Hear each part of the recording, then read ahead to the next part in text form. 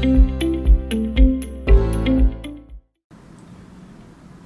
everybody, in this episode I want to talk about hand tools. The old saying goes, you're only as good as your tools, and that is true in plumbing. You're gonna have to have some tools. There's very few things you can do just with your hands. So the first thing I would get is some type of tool tray. Now I prefer a tray, an open style tray. They've got some cheap plastic ones out there. They've got the cloth ones like this. Or you could do like I did and I made some out of wood. I still have my wooden ones. This looks just like a carpenter's tray, and I've had them for years and I love them. Now if you're a helper and you're bouncing around from truck to truck and you've got your tools, you might want to get a tool bag, something that's got a zipper on it, something that you can secure. I've seen a lot of the older guys, they would carry around actual metal toolbox that had a locking thing on it. You could put a padlock on it. If you're worried about somebody getting into your stuff, you can definitely do that. Those boxes are heavy though. So get you a good tool tray, something to keep your tools in, something to keep them clean, dry, safe, because you're going to use them. You're going to need them every day. So the first thing I would put in my tool tray is what they call tongue and groove pliers. Now, plumbers love to brand name things, so if you were to ask the plumber if you could borrow his tongue and groove pliers, he's probably going to look at you weird. We call these channel locks. Channel locks is a brand name. They probably pioneered these things ages ago. They've been around for a very, very long time. You're going to want to get at least 2 or 3 different sizes of these. This is about a medium-sized set. I got some smaller ones here, but you're probably also going to want to get the large ones too for the big jobs and bending and prying things. And but get you some good channel locks. Keep them with you. Some tongue and groove pliers. Put those in your toolbox. The next thing you're going to use, and you're going to use it every day, get you a good screwdriver. Now you're going to need Phillips. You're going to need flat. You can buy each one of these individually if you want to, but I prefer this guy. They call this a 9-in-1. It's got your Phillips, your flat. It also doubles as a nut driver, and it's got various other sizes on the other end there. I used to do what we call warranty work, which is our 1-year correction period, because we're a new construction plumbing company and we have that 1-year correction period. Things come loose, nuts, bolts, screws. And when I did that, I always walked into the house with my screwdriver and my small pair of channel locks, and I could pretty much fix just about anything with those. So channel locks and a screwdriver, get those, keep those. You're going to use those every single day. The next thing you're probably going to want to have is your Allen keys. You are going to need these because handles are put on with the Allen keys. Tub spouts now are done with Allen keys. I like these little pocket knife looking setups because it's got all your sizes right there. It keeps them right there. Some of the guys don't really like these. They like the single wrenches because this handle can be kind of bulky, and if you're trying to screw on a tub spout, you're going to have to turn it over and over and over and over again, where if you had just a loose one, you could just kind of spin it in there. Most of our stuff that requires your Allen wrenches, they come with one. So there's always one in there. I would hang on to those things because I never throw a tool away. So I've probably got hundreds of them floating around out there in the truck. But you're going to want a set of these, and you're going to want to get metric, and you're going to want to get the standard size too. So get you some Allen wrenches, put them in your tool bag. Let's see, we're going to have to cut some pipe at some time. So get you a good handsaw. Now you're going to have a Sawzall, and that's great, a battery operated reciprocating saw. Those are nice, but they're bulky, they're hard to get into a cabinet and stuff like that. So if you're doing the trim out, if you're setting fixtures and stuff, a good handsaw is something you're going to need. I love to cut pipe with a handsaw. Call me old-fashioned, but good handsaw. The next thing I'd put while we're cutting pipe here, I'd get you what they call a cable saw or rope saw. It's just a little cable with 2 plastic handles. There's some that are nicer, fancier. This is just a cheap variety. This is for cutting pipe in tight places. say the pipe's in the wall in a stud bay or something and you can't get in there with your saw, hand saw, or your sawzall, you can throw this around the pipe and you work it back and forth, and this cable will cut through that pipe. Once you get it going, it'll move pretty quick. Now these things do have a life expectancy. You're only going to get so many cuts out of them, and they're going to get all curly Q on you, but they're cheap. You know, just keep a good pair of these in your tool bag. They will save you in the long run. I know they've helped me out a lot. We're cutting pipe. Inside pipe cutter. This is a little thing that looks like a spur. You're going to put this on a drill.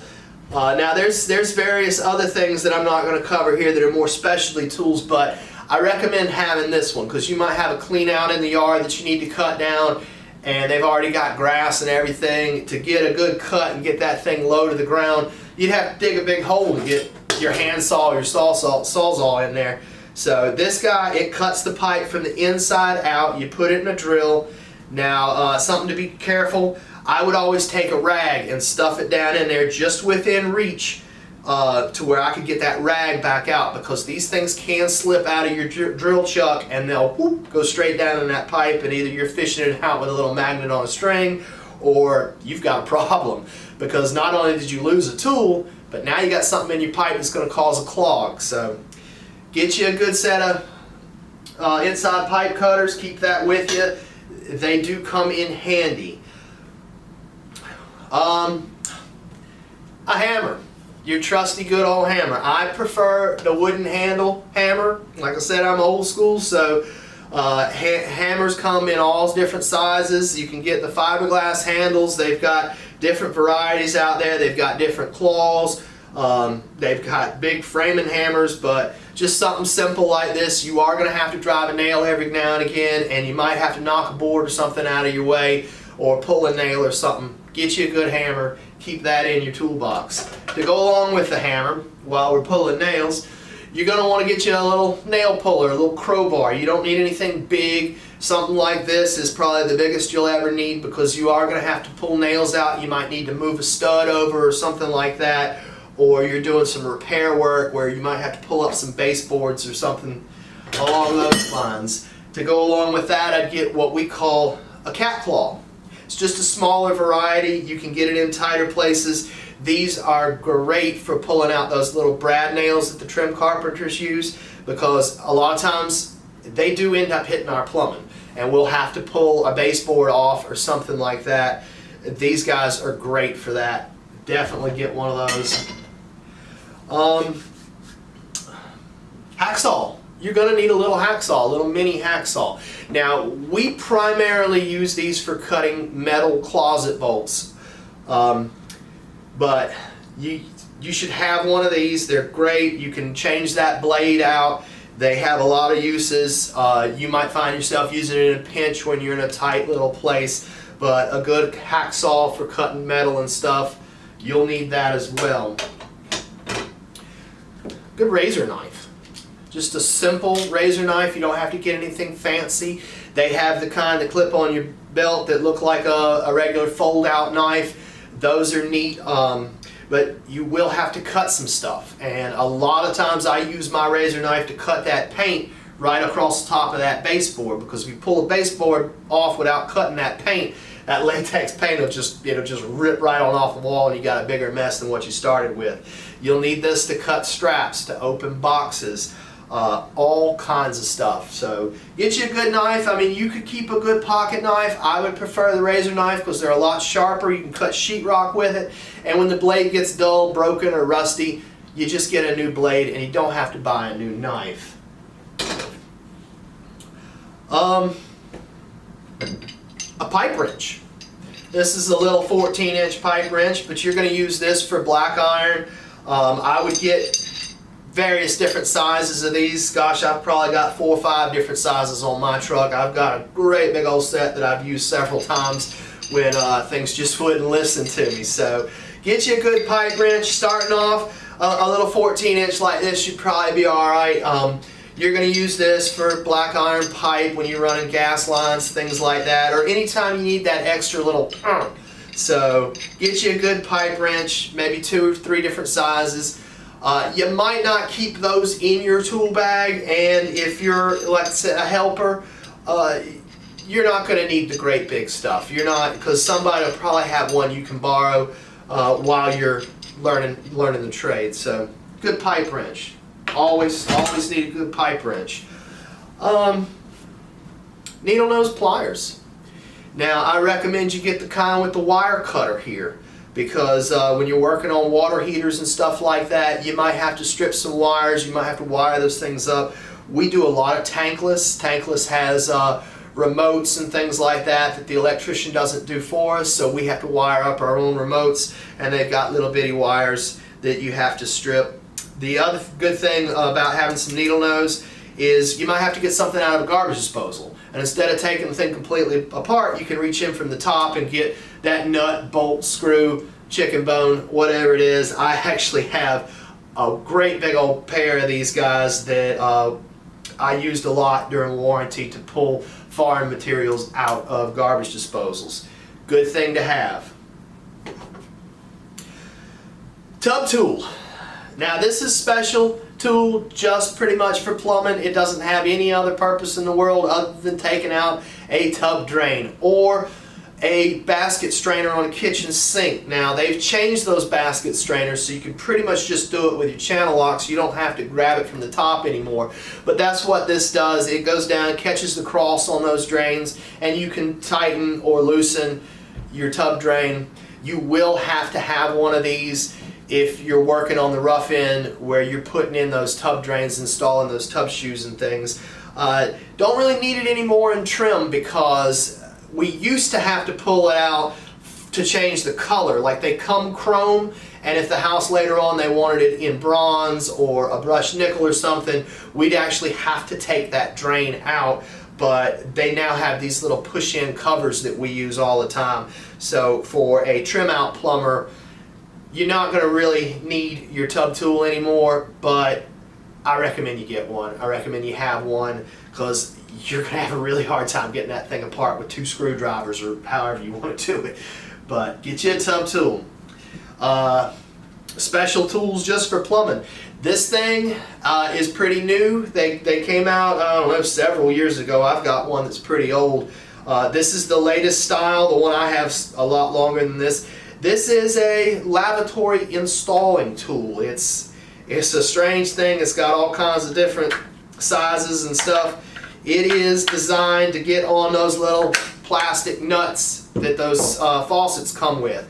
You can catch those little toggles in here and get up in there and get it tight. The other thing is it's open. It's got an open slit, so if you're putting on a supply line, that supply line can lay right down in there and you can screw it without getting all wrapped up in that hose.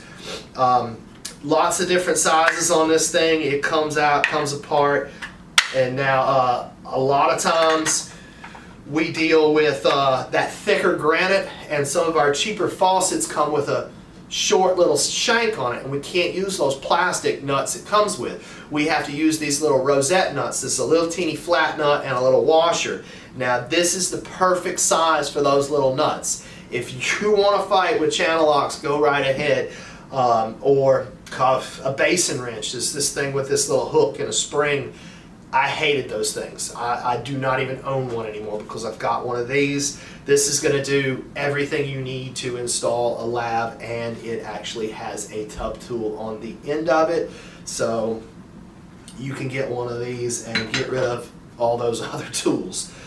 You are going to have to do some copper cutting, so you will need just a small little copper cutter. There's all kinds of different ones out there. There's some great big ones, but you're pretty much going to be cutting 1/2-inch copper. It's the tub spout. You may cut some 3/4 every now and again, but we don't really see a lot of copper, but you're going to have these, and I have used these to cut bolts before. If the shower trim bolts are too long, I have used these to cut those bolts as well. But you're going to have some copper cutters, and you're going to need to clean your copper. Now, we do have some sandpaper. This is screen mesh paper that we use, but these guys are always nice to have. It's a wire brush for cleaning the outside and a wire brush for cleaning the inside. This one here has 1/2 inch and 3/4 on it, It's all you really need. Now these things, once they roll around in your toolbox for a little while, they're going to get fuzzy stuff all glued on the end of it, but it's a good thing to have. You might not use it every day, but it's a good thing to have. Gives you a good seal on that copper. We don't do a lot of sweating anymore. They do a lot of things with O-rings and stuff now, but for those O-rings to work, you're going to want some clean copper. So get your copper cutters, your copper cleaners. Get you a little socket set, just something simple. We do a lot of these sewer pumps and stuff, these little lift stations, and those lids are held down with a whole bunch of little 7/16 bolts. You can get some wrenches, you can do it with wrenches, but I would recommend just something simple, just a simple little socket set with some extensions and a good little ratchet. You won't use it every day, but you will need it, so get you a little socket set. While we're on the sockets, here again, we don't do a lot with your conventional style tank water heaters, your old great big tanks, but we do have some neighborhoods where we have to use those. And if anything were to happen to it, say the electrician turns the power on before we have it full of water, you're gonna have to get you an element wrench. And this is just a big socket. It's real simple. You can stick a screwdriver in the end of it, and this one's mine, so it's actually got little marks from where I've had my pipe wrench on it. But to remove those elements, you're gonna have to have something like this, and they can blow, they can pop. So get you a water heater wrench, element wrench. And to go along with the water heater, you're gonna want a multimeter. If you're having to troubleshoot or diagnose anything, get you a multimeter, learn how to use it. You know, if you're new to this, talk to your service plumber, talk to the guys who use this stuff every day. You're only going to use a couple functions on here. They do a lot of different things, but get you a voltmeter or a multimeter. Some people call it a fluke. You know, we're brand naming again. Get you one of those. T-cones. This is a special little plug that we use. This one's actually a 2-inch. This little rubber thing goes down inside your pipe, and then you take this little cone-shaped thing, and it screws in there. Well, to tighten these up, you can do it with a pair of channel locks, but a lot of times we use these to test shower drains. So it's actually about that deep in the shower drain, and you're going to have to figure out how to get this out. Please don't drill a hole in this thing and just walk away from it. You can go to a hardware store and buy just a piece of channel metal. Now they're all going to be different sizes, but this little guy will save you. You can unscrew that nut, pull that nut out of there. Get that plastic piece, that rubber piece, don't leave that in the pipe because that can turn sideways, that can end up down your drain. You're going to have a clog. Make sure you get the whole thing out when you're messing with these. But like I said, you can buy these. I bought this one, and all it really is a piece of channel iron, 2 different sizes. It's welded together with a hole drilled in the side of it. But you can just get you a piece of channel iron. But those will come in handy. Get you one of those, especially if you're doing trim, but you will use it on rough end as well. We pretty much use PEX. So you're going to want some tubing cutters. Now these are good for CPVC, they're good for PEX. A good set of ratchet cutters. You can even use these on CPVC. But if you're going to do that, I recommend you get the big 1.5-inch ones. Or the big 2.5-inch ones. I mean, it's great big. Same design, but they're really big, and you can get in there and actually cut some PVC if you need to. Don't really recommend it because you can chip your blade, and then either you're buying a whole nother set of cutters or you're replacing a blade. To go along with that, like I said, we crimp. Get you some crimpers. A lot of companies, they will at least provide you with your first set. Now if you break them, destroy them, lose them, they're going to want you to replace them. But if you're going to be in this business, PEX is here to stay. The crimp is what you're going to see a lot of. Go ahead and get you some. Get you your own. Take care of them. Keep them clean. Oil them up. Make sure you calibrate them every so often. Use that no-go gauge, but get you some crimpers. When you first start, somebody will let you borrow theirs. So, but get you some of those. Probably some of the most important things that I pretty much saved for last, tape measure. Get you a tape measure. I would recommend get you a 25 foot and get you a 16 foot as well, because you might need both of them. The 16 is a little smaller, you can get it in some places, but here again, take care of these guys. Try not to get sand and dirt and stuff all in them, because these do have a coating on them. Once you bust through that coating and it gets wet, it's going to start rusting, and it's a really bad day when you break a tape measure and you're out in the field and you're done. I see broken tape measures laying around everywhere, just coiled up. But take care of these. Try to keep them out of the water. Try to keep them out of the dirt. We're plumbers. Water and dirt is going to happen, but take care of it. Keep at least 2 of them. Get you a good set. Levels. You're going to need a level. Torpedo level. We use this one a lot because we're running gravity. You know, the poop goes downhill, so you gotta have a level to line that pipe up. The torpedo levels are great. This one's got a magnet on it. The tankless water heaters, those guys are square. We hang them on a wall. You're gonna want to level those up, and that magnet comes in handy because it sticks right to it. I can't tell you how many of these I've left on top of water heaters, but they're cheap. You don't need anything fancy. You can buy some fancy ones, but you're going to need one of those. You're also going to need your 2 foot level. Now this comes in handy, say you're running a sewer line. This is where you're going to use that. You're going to want to get you a 4 foot level. If you're setting tubs, if you're doing a rough end, you're going to have to level those tubs up, and the best way to do that is with a 4 foot level. The bigger the level, the more area you can cover in a faster time. But I think that's about it. That's all I had on the table here. So that's enough to get you going, and really get you a tool bag, get you some channel lock pliers, different sizes, get you some good screwdrivers, a tape measure, a level, and a hammer, and you're pretty much ready to go in plumbing. There's a lot of other specialty hand tools out there that you won't use every day, but if you're doing a specific job and you do it a lot, buy the tool. Just go buy the tool. Anything that saves you 5 minutes in the field, that's your time. That's your money, it's your time. So if you can save a little bit of it, go right ahead, spend the money, buy the tools. Alright, well that's going to do it for this one. We are going to cover power tools, what we use every day. We're going to do a thing on that, and then we're going to do some of our other equipment like sewer machines, and I get to do a fun one coming up, which is our hydro jetter, which is it uses high pressure water to clean out sewer lines and stuff. That one's going to be fun. We're going to do that one out in the yard, and I'm really looking forward to that. So we'll see you in the next one.